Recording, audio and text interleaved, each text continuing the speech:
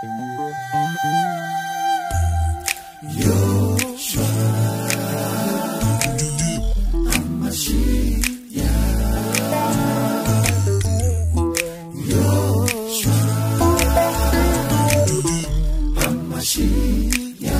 téléspectateurs de AMSI Kalenga TV, bienvenue sur votre chaîne, merci d'être là, merci de vous abonner et si c'est pour la première fois, nous vous invitons aussi de vous abonner et mettez un pouce bleu, ça nous fait toujours du bien. Que Dieu vous bénisse, restez sur cette âme qui est la vie éternelle avec le pasteur Freddy Moukoutoua. Que Dieu vous bénisse, on est ensemble les familles, merci.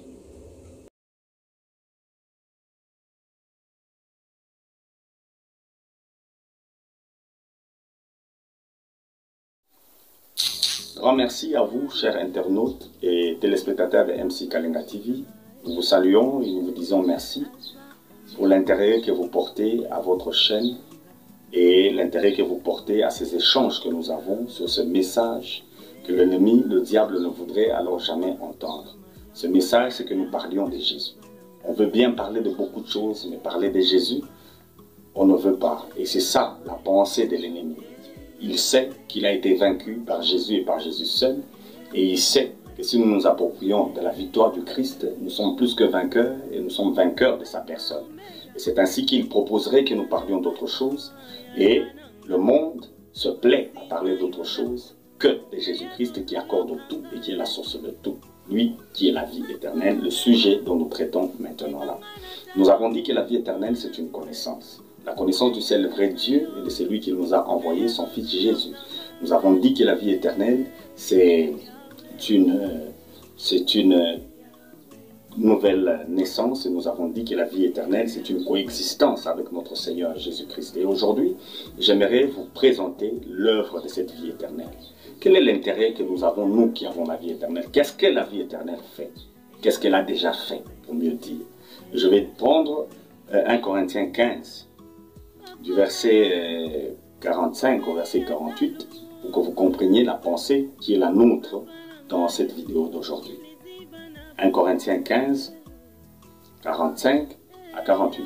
C'est pourquoi il est écrit, le premier homme, Adam, devint une âme vivante. Il y a un premier homme qui est Adam, il devint une âme vivante.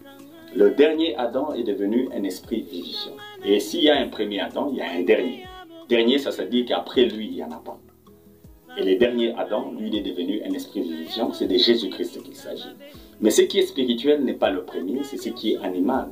Ce qui est spirituel vient ensuite. C'est-à-dire, dans la vie de chaque homme, on commence par le premier Adam et on doit finir par le dernier Adam qui est Jésus-Christ. C'est ainsi que nous avons dit que la vie éternelle, c'est une nouvelle naissance. Vous naissez naturellement par Adam, vous êtes animal, et vous naissez spirituellement par Jésus-Christ, et là, vous êtes spirituel. Le premier homme tiré de la terre est terrestre, le second est du ciel. Donc quand vous avez la nouvelle naissance, vous n'êtes plus tiré de la terre, vous êtes tiré du ciel. Tel est les terrestres, tels sont les terrestres, tel est les célestes, tels sont les célestes. Ceux qui ont la vie éternelle, première œuvre, ils ont la capacité, eux, de participer au second Adam. C'est ce qu'il faut comprendre. Et c'est ce que dit le verset 47. Le premier homme tiré de la terre est terrestre, le second est du ciel. Le deuxième vous, ce n'est pas vraiment un deuxième, le second vous. Second, ça veut dire dernier, mais deuxième. Deuxième dernier. Donc, la vie éternelle, qui est notre deuxième vie, est la dernière des créations de Dieu.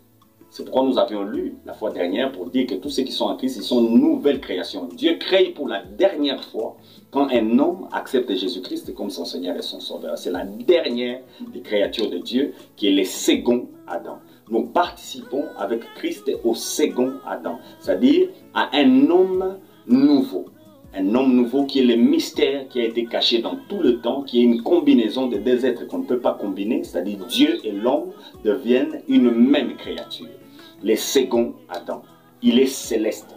Et tous ceux qui croient, comme moi en Jésus-Christ, sont célestes avec lui dans le second Adam.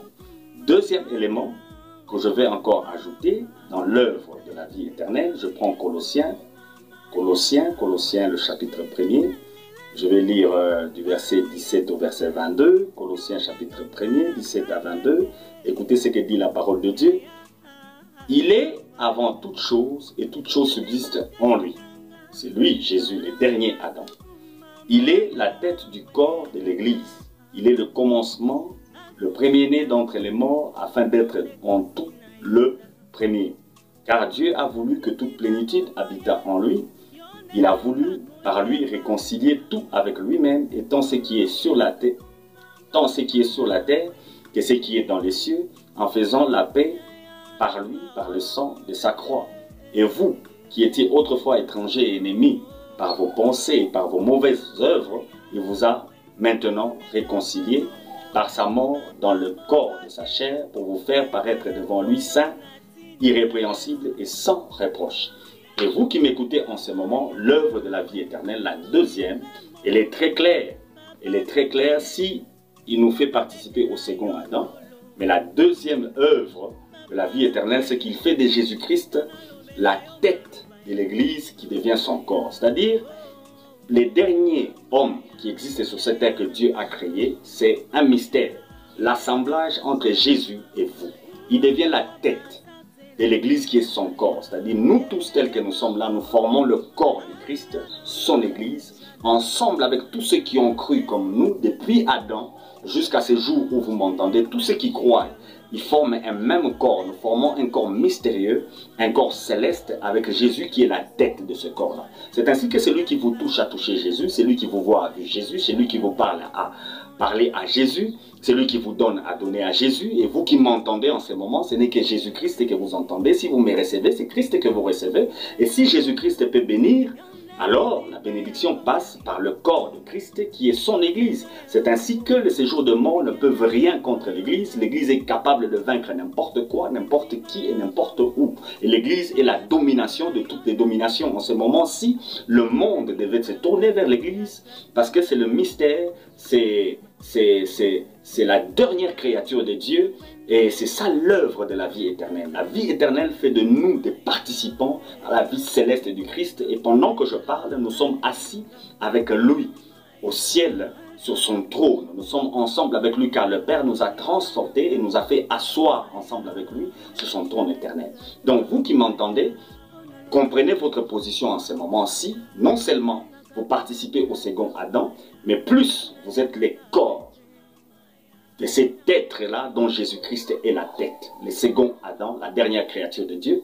Et quand vous sortez, c'est effectivement Dieu qui paraît. Et loin de lui être ennemi avec vous, Jésus a détruit l'inimitié.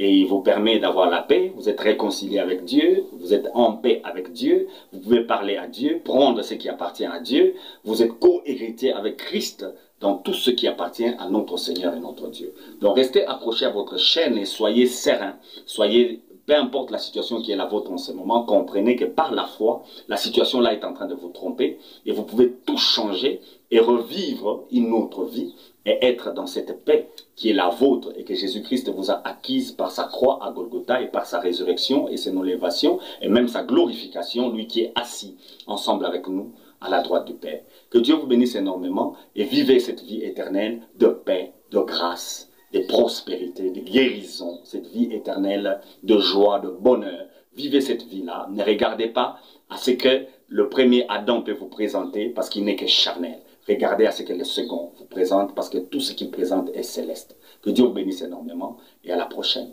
sur votre chaîne.